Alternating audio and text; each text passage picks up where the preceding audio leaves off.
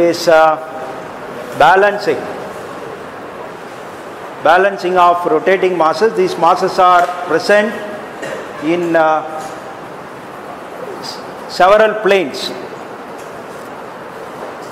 So you can think of an idealization, the unbalance are represented by a single mass located at a particular radius. You can see there are 4 planes I have taken, 4 unbalanced masses are there like this. Okay, so how to balance it? So where to add the mass and how much, what is the quantity? So that is what, how to calculate it, that's what we are going to discuss. Okay, so is an idealization, whether it has any use. You are having certain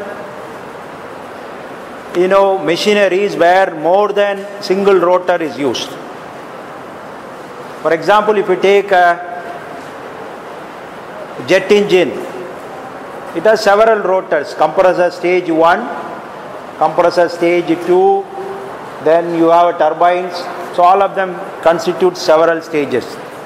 Similarly, if you think of pumps, you can have several impellers in a single shaft. That is called a multi-stage pump. So these are all certain practical situations where the unbalance in each rotor you have to tackle as a combined thing. So you have an unbalance in rotor 1, 2, 3, 4. So all of them you have together, you have to balance it. If you balance one alone, we are not sure. So how to find out the unbalanced masses to be added so that you can balance such thing. Now there are actually 2 methods for it, not one method. We will be discussing 2 methods.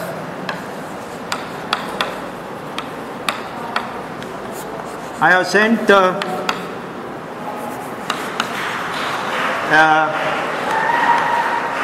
a scanned copy from a book where both the methods are discussed.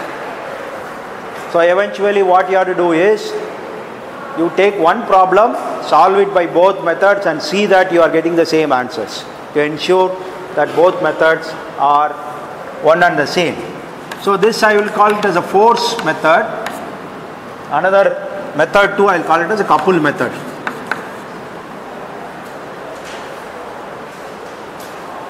So let us first take the force method. If I look at this, all 4 together, it may be a complicated problem. Let us take one unbalanced mass and see how to balance it. Okay?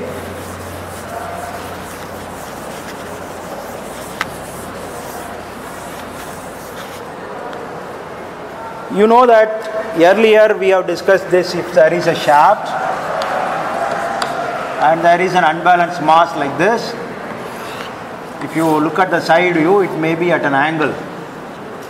So this is M1, R1.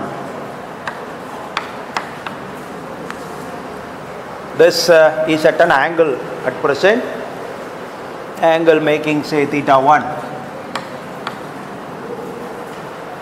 If you want to balance it, what we were discussed earlier is balance it in the same plane. If you try to balance it in the same plane, you put another mass here, that is M, R. So that will be exactly diametrically opposite. So this is MR. This is the side view of this. So if you have an opportunity to balance masses in the same plane, this is what? You just keep the balance mass just in the opposite direction. But the case is a little different now. What we are trying to do is, we are trying to balance it in 2 planes which are different, not in one plane. We are trying to balance it in 2 planes. So we have no way to balance it in the same plane. So we will balance it in other 2 planes. I call that say L and M. So if this is the case of L and M, what should be the mass I should provide here? Here. So M, L, I call this as a ML and MM. And the radius at which it is provided is RL and RM. So why I should, I'm taking the balancing masses like this. Instead of balancing it in the same plane, I'm going to balance it in two different planes. In that case, what will be the value of it? How to calculate this MLRL or MMRM? That is simple. But before that, let us ask a question, whether this mass should be in this direction or in the opposite direction. You can assume that, for example, this RM, MM, the mass MM is in the opposite direction.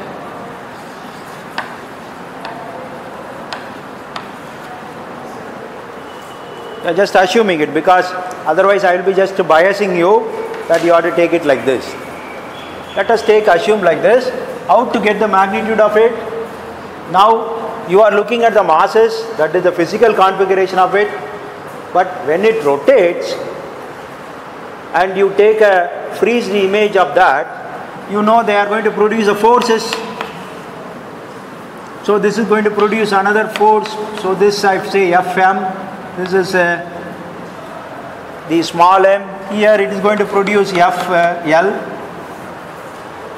So it is not the physical configuration of that we are going to discuss. It is the forces that produced by these masses when they rotate are to be taken care. So you are dealing with the forces and the equilibrium of these forces.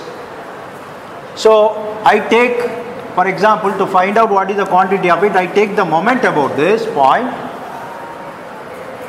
Then if I take a moment about this point, the effect of the ML is force by FL. That is, FL force has no role to play because it has a zero momentum. So you have to talk about the momentum balance of these two. So this is what is already fixed.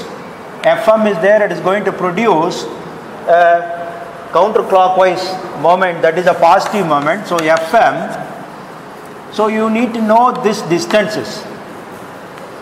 So if I take those distances as, say, between the two planes as Z,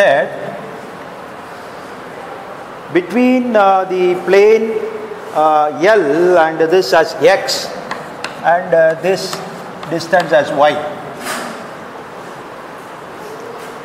So that is to be decided. So where at what position these balancing planes are going to lie, that you have to arrive at. So then if you have decided that, then the value of Z, X, Y are known to you. Now you take the moment of this force Fm into the distance X. So that is having a positive sign because it is anti-clockwise, you will take it as positive, plus the other force. This is going to Fm into the distance is Z. So this must be equal to 0.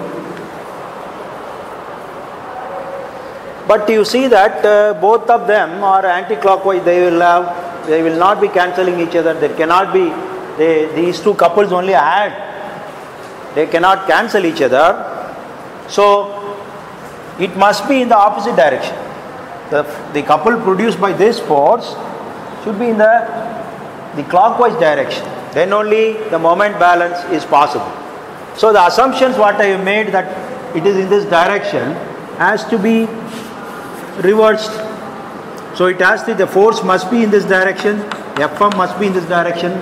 That means this mass MM at a radius RM must be in this direction. Even if you assume it in either arbitrary direction, the moment balance equation will direct you to put it in the same, the correct direction.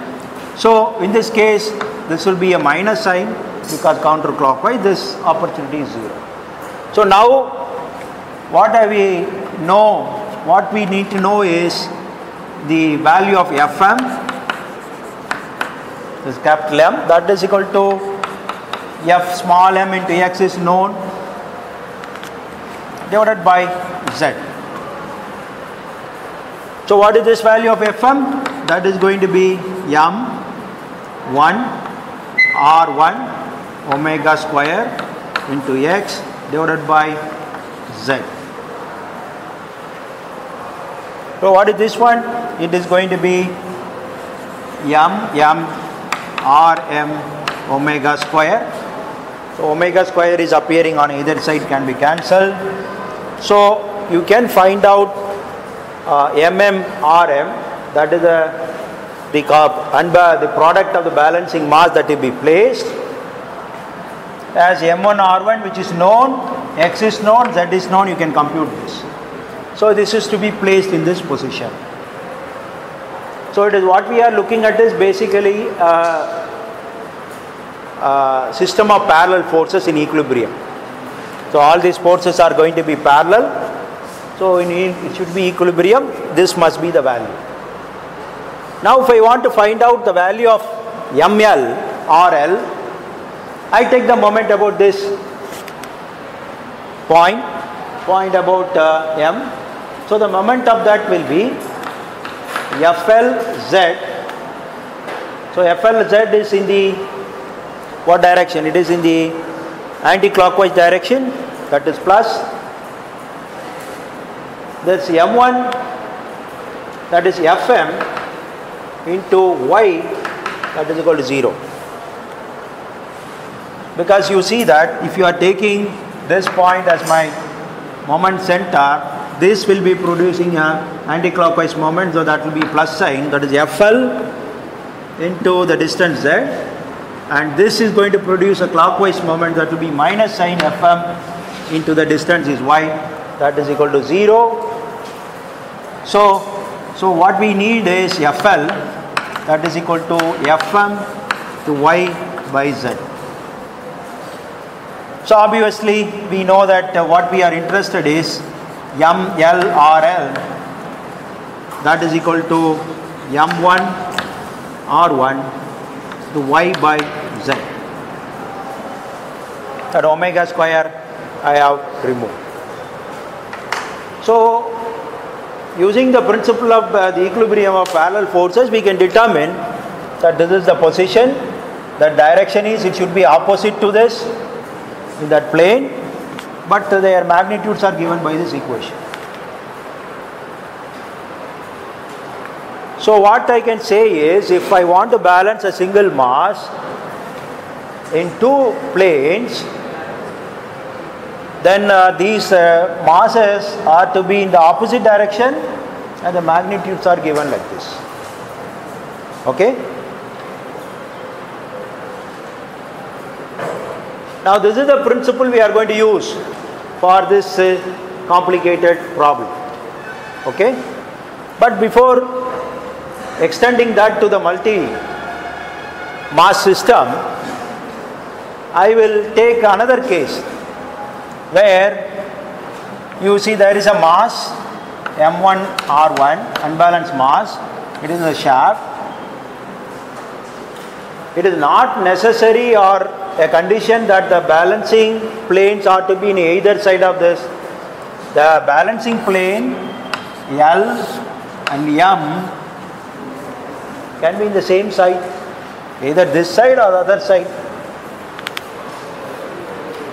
Not necessary, no, it need not be that balancing plane are to be in either side.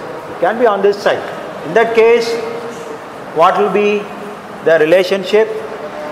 For consistency, I will use the same notations from L to this plane is x. So this distance is x. From this mass to the plane M is y. Then the distance between the two planes as z. For consistency, I am using this, so that to see whether I am going to get the same formulas for calculating the unbalanced masses. So what will be the position of the mass? For example, I arbitrarily choose this mass here, MLRL. I choose the mass here as MM at RM. Now take the moment about this point.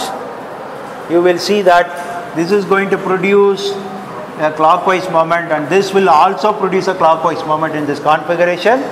So this assumption is not correct.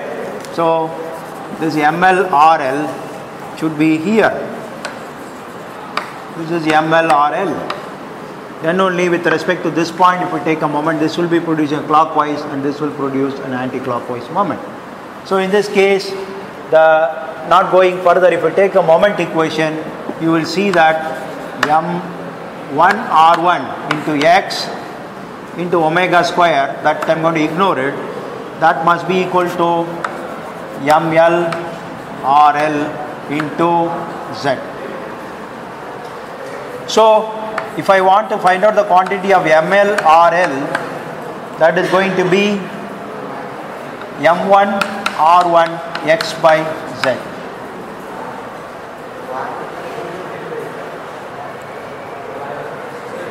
Okay, taking a moment about this, that must be Y, right? Yeah. Taking a moment about this point is going to be Y. This is going to be Y by Z. Good.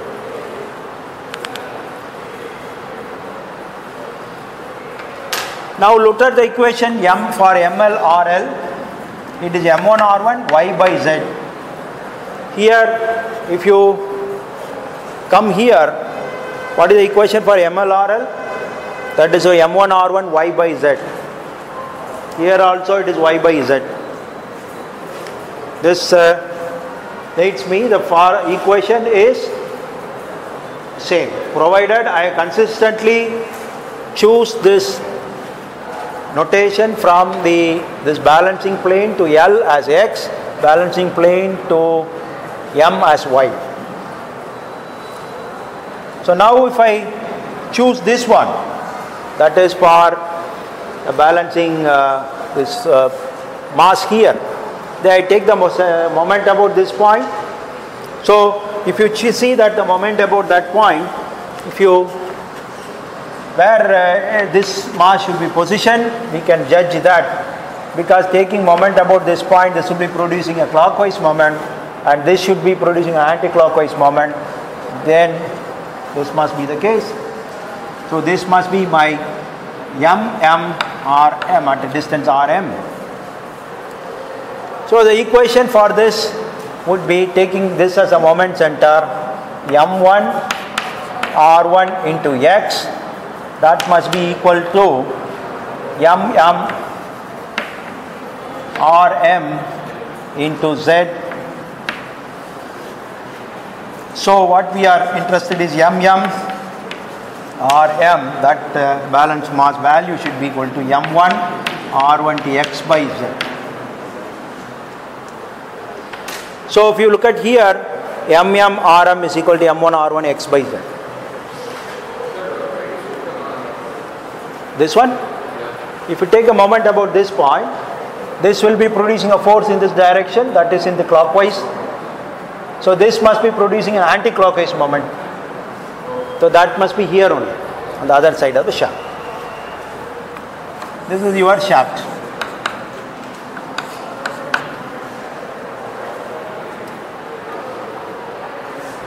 So now we have taken two cases.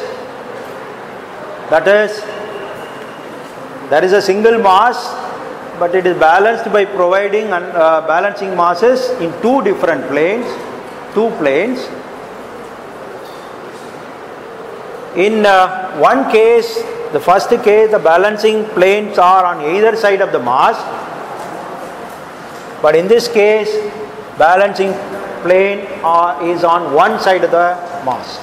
This is the same side of the mass. Then if you consistently follow the distance, this as X and this as Y and this as Z, then you are getting the same result. Okay? So that means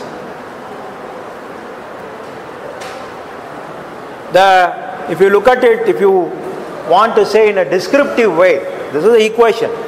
In a descriptive way, if you want to say the balancing mass, that is the product of the mass and the radius in one plane, is equal to unbalanced value into, this is the unbalanced value, right?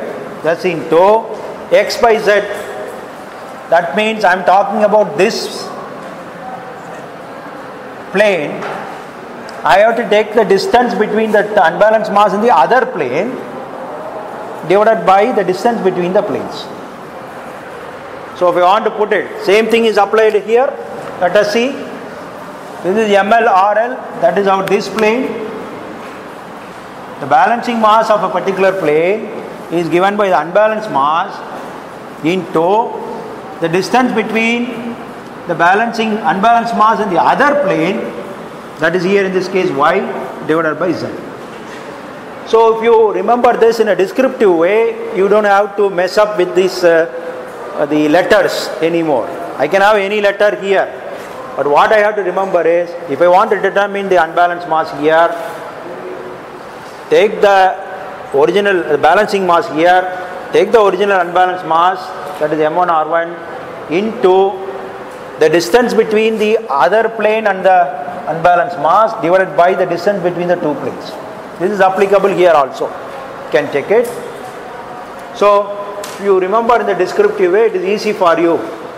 So that is the logic. This comes from a simple balance of parallel planes, parallel forces. Now you look at the other important thing. You are having three masses in balance, three forces in balance. Here also three masses or three forces in balance. The center mass must be opposite of the other two. Here you see, the center mass is opposite of the other two mass. Here also it is the same. So that you have to remember. Okay? And now this can be extended to the multi-plane balancing. Okay? So how to do that? So you have any doubt? Let me take a pause. You have any doubts?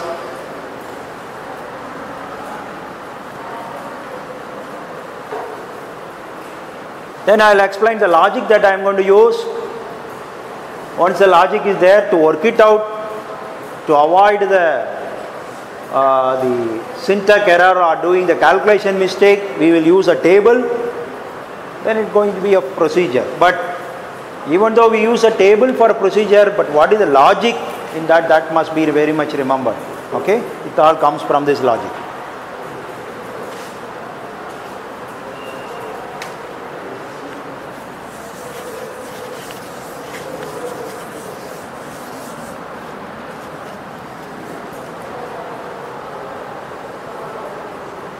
Now I'll do this for several masses. What is the logic? Let us see. So for mass M1 to be balanced in two different planes, I'll call this as ML1 or L1. This as MM1 or M1. And I can do this simple calculation and find it out, right? Now I'll remove this. Removing means I will just forget about that particular thing. Now you can think of mass M2 at radius R2. So you forget about the other masses, you concentrate on only one of these mass, that is M2 R2. You can find out this ML2 RL2. Here also M2 RM2. Because these equations are holding good, the same thing, you can calculate what is the corresponding balancing masses to be provided here. If I have another mass This is M3, R3, you can do the same exercise. So what you are going to do is, if I have a several mass here, first thing is, I have to decide the balancing planes. Suppose I have a balancing plane here and here, or totally outside. So when they are balancing planes like this, look at these masses in isolation. Then find out what is the balancing masses provided here in this plane, next in this plane. So if you do this exercise repeatedly, you forget about other things, you look at this alone, find out the balancing masses to be provided in this. Then what you will have is system of forces here in this plane and system of forces in this plane. You find out the equilibrium here, equilibrium for this, then it gives you the position and the value where you have to keep these unbalanced masses here and here. That's all. So whatever we have done for balancing of a single mass in two planes, extend it separately to every mass, then you will have here in this particular plane, if you look at it, I will have, for example, M1, M, say suppose this is the plane M1 at the distance R M1. The angle is whatever the angle of this plus 180. Then here there may be another M2 at RM2 at an angle which is just 180 degree opposite to this. So you will have a third mass, fourth mass like this. So you will have say M3 or M3, M4 or M4. So you have calculated what are the balancing masses to be found out for balancing individually. Now this means what? When they rotate, each one will be producing a force in this direction. So you have a system of concurrent forces. You want these forces to be, net force to be zero when you balance it. So what you have to do is, you take these forces. So let me take this as F1. So remove the clutter here. This is F1. This is F3. You have here F2. Here you have a force, that is F4. You have a system of concurrent forces. You want to balance them. So what you do is you draw a force polygon. So you take this here. You draw this F1. Then you draw this F2. Then you can draw this as F3.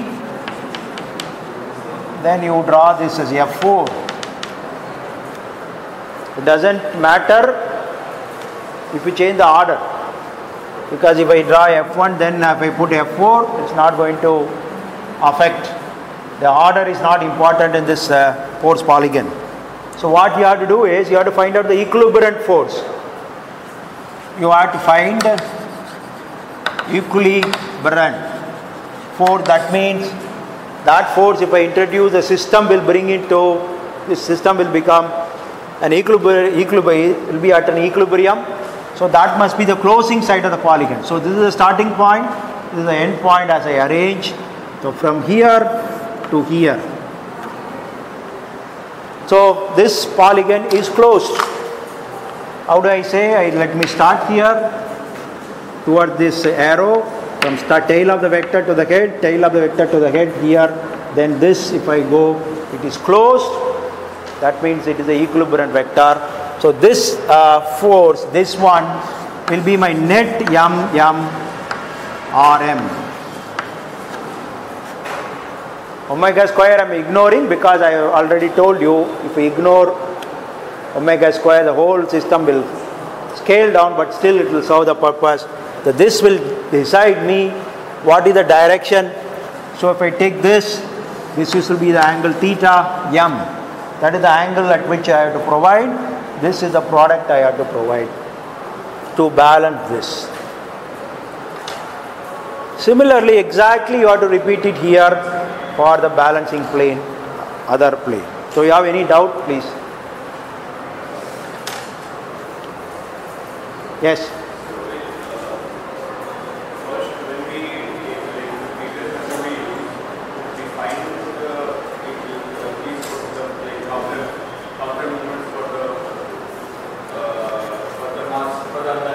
Okay.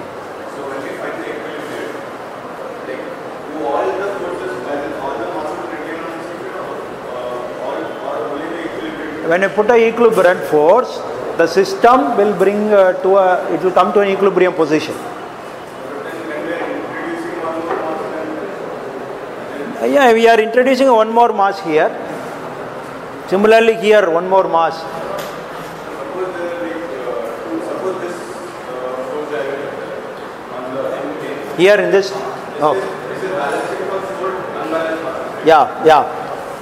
So when we provide an equilibrium force for this, Yeah. like we are introducing one more mass. Yes. So statically it is balanced, but how will we do? Now, dynamically, whether it will balance it automatically, because you are looking at the other plane also. You are not looking at one plane. When you are looking at the two planes, they have to be balanced.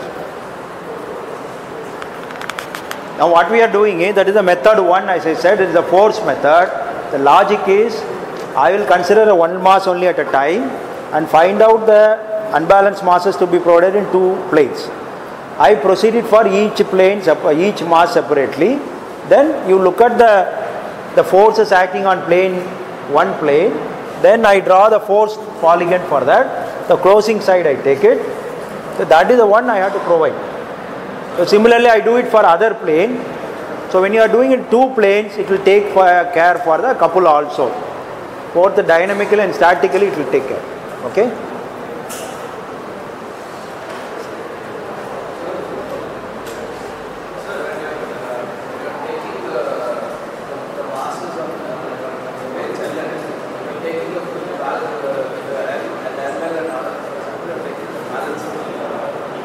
Instead of?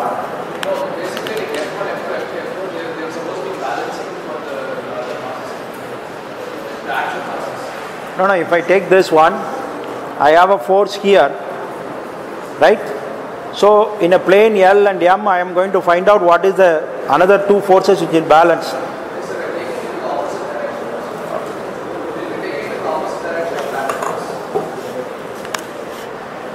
Okay.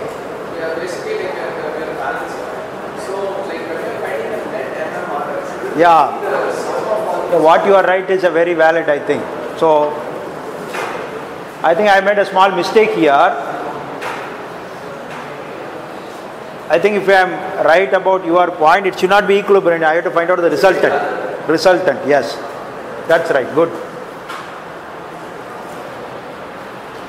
I should not be taking the equilibrium because already these forces are the balancing forces only. So I should be introducing a net of these balancing forces, not the equilibrium which cancels it. So that will really make this logic in the wrong direction. So I have to find out the resultant. So in this case it must be like this. So the angle must be measured here. Good. So you have to take the resultant.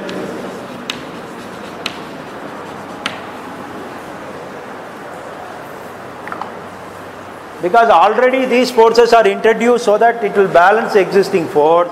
What I should be doing is I should be getting the balance, that is the resultant of it, not the equilibrium of this, so that it will cancel the balancing effect, so that it will originally bring up the same existence of the unbalanced forces. Okay. So that is to be now clear. After making a mistake, if you do that, it should be clear. It is not an equilibrium force. In this case, I have to take the net force. Okay, that is what is important here. Any other question?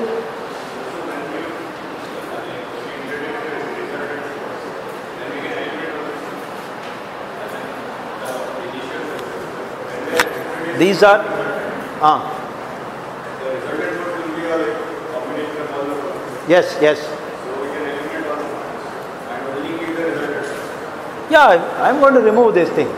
See, what I'm going to do is, this is for calculation.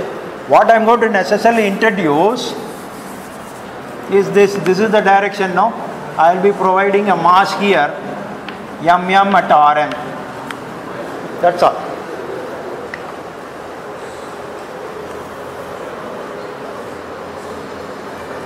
Now, if we take a few more minutes to quickly say how to follow a procedure of doing this,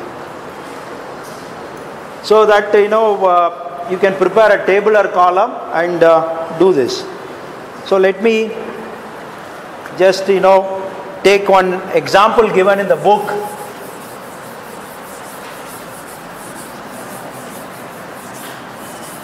So that will be easy for you to follow it up.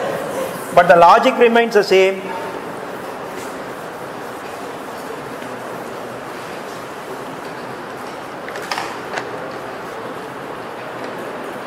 Now instead we'll take these masses like this.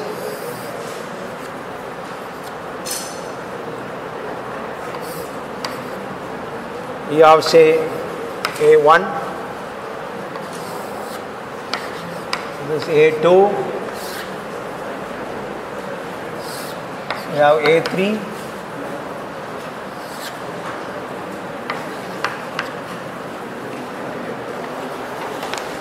so you have 4 planes in which unbalanced masses are existing. Then the balancing planes are, say, L and M. Now the distance are given as from L to this as D1, this as D2, from here to here as D3, from this to this as D4. So the distance between the balancing plane L to other masses are given as D1, D2, D3, D4, like that. Distance from mass balancing plane M is given as, say, x1. This plane is x2. I'm sorry, this plane is x2, this plane is x3, this plane is x4.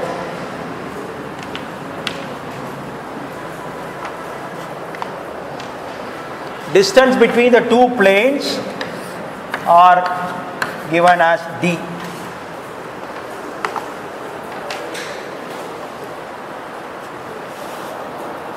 Now what we have is 4 planes named A1, A2, A3 and A4.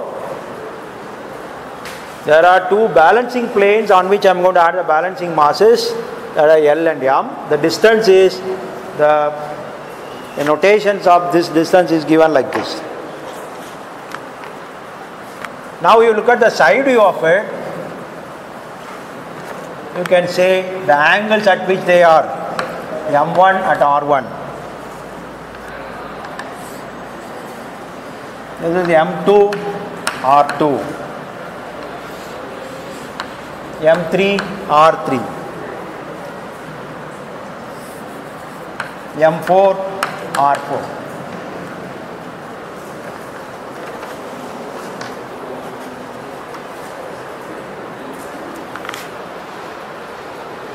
So in each unbalanced mass is located, say M1 means it is located at plane A1, this is located at plane A2, this is located at A3 and this is located at A4.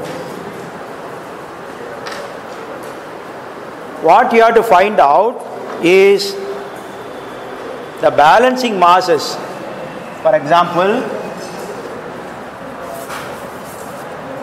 this is M, L or L, M or M.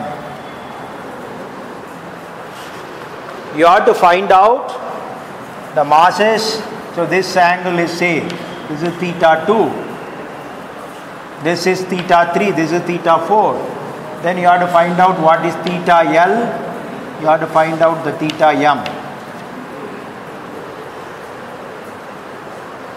So what are the output that you have to give out of this is ML or L and its angle, its angular orientation theta L. You have to find out MM or M, its angular orientation theta M. This is what you have to find out. So that you can add those masses conveniently at a particular radius so that the product of MM or RM is maintained. Then the angular orientation I have to keep like this. So if I keep it like that, it will be in a balanced condition. So to proceed in this, we can prepare a table. So you can think of a tabular format where you are given the plane. Okay.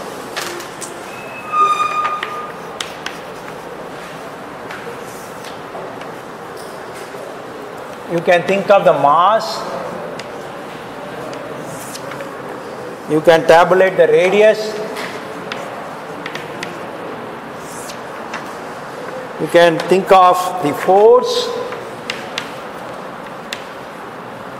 divided by force by omega square. You can tabulate the distance from L and from M, and you can think of the balancing force.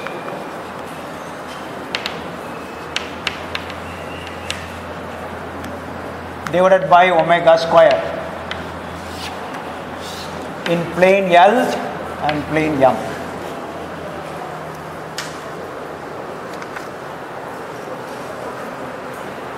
So I am preparing a table so that you just make an entry without mistakes. So you say plane A1.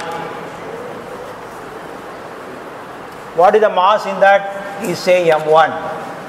At what radius it is R1. The force produced by this is M1 R1 omega square, but we are dividing by that omega, so M1 R1. So what is the distance of that from the plane L? It is D1. What is the distance of the plane from M? That is X1. Right, now we have to find out the balancing force divided by omega square. What is the balancing force to be provided? So you look at this particular thing alone in isolation. This is A1. The balancing plane L and M are in the same direction. This is A1. L and M are in the same direction. So what I have to do is, the magnitude that what should be placed at L. You remember, it is going to be M1 R1 into the ratio of the distance of the L from the M from this one, distance of the other plane, that is X1, divided by the distance between the two planes, that is D.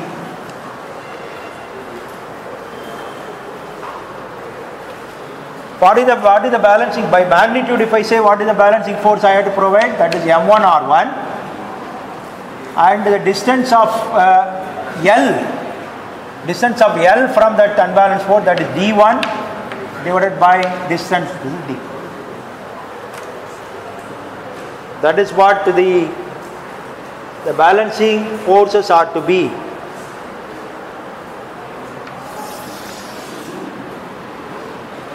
Now I have not completed one particular thing. The sign I have not completed. Let me go to the next one and then we will come back. If I take the plane A2, this is M2, this is R2, this is M2 R2, this is D2, this is X2. Here it will be m1 r1. The distance of m from this is going to be x2 divided by distance between this is d. Here it is m1 r1. This is going to be the distance of the L. Distance of L is d2 by d. Correct. m2 r2 by d. But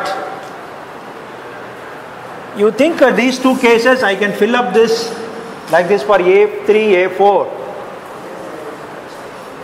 But you have to see the direction, at what angle they are to be kept. Because A1 is on the L and M are on the same side, you know that for three forces are to be balanced. You can see the configuration. This is going to be your A1 if my mass is here. This is my L, this is my M. The center should be in the opposite direction and this should be in the same direction.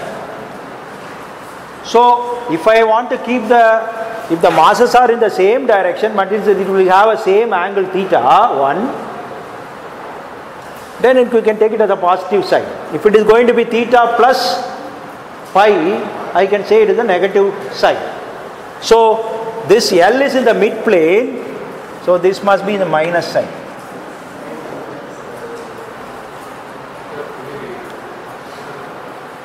Here M1 R1, this particular balancing mass in M is going to be in the same orientation. That means what? The theta will be same or it is pi by this. So forget about these things. I rub this out. Look at this particular thing. This is the position of M1 R1. What is the meaning of the minus sign or plus sign? Minus sign means I am going to provide that in the 180 degree of this. This is my mass at M1 L1. The mass to be provided in the balancing plane L will be in the opposite direction. Whereas the mass to be provided in the balancing plane M will be in the same direction. That is the meaning of this. So we have to provide a negative sign, but you have to look at it. The central plane will have a negative sign. What about this one? Plane A2. Plane A2, if you take is like this. L is here, M is here. So what will be the case of that? If you take A2, the balancing mass is here. These two should be in the opposite direction. So both of them will be having a negative sign.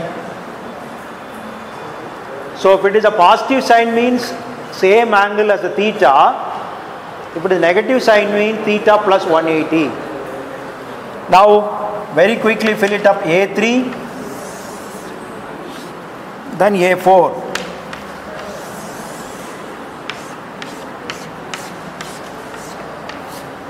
So here M3, R3, M3, R3, your D3, X3. Here will be M3, R3, X3 by D, M3, R3, D3 by D. That is all magnitude. Here you have M4, R4, M4, R4. This is D4, this is X4, this is M4, R4, X4 divided by D, this is M4, R4, D4 divided by D. This is not a problem, magnitude wise no issues. But you have to be careful that all this notation you have to meticulously follow, otherwise these are to be changed. Now what about the direction? About A3, A3 is in the mid plane of these two, so both the masses should be provided in the opposite direction. So we will have a negative sign here and here.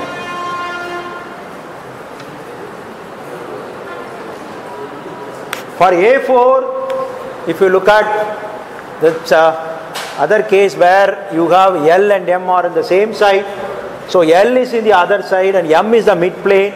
So mid plane will be having an opposite sign. So M will be having a minus sign here, but this will be having a plus sign only. Okay, so this is how I fill the table. Now these values are available. You have to find out the resultant of this. You have to find out the resultant of this. That will tell me where is the position. So that you have to do graphical means to draw the vector diagram and do it. Okay, any doubt? So this is the table that you fill. Now you have to be very careful about what is the meaning of this negative sign or plus sign. Okay? And also you should, in your back of your mind, you have to always see that you are taking these graphs as a replacement of the forces, a substitute for the forces where they are all divided by omega square. It's also divided by omega square. Because finally we are interested in finding the product of the unbalance or balance, that is a mass into the radius. Okay? So we'll stop with that.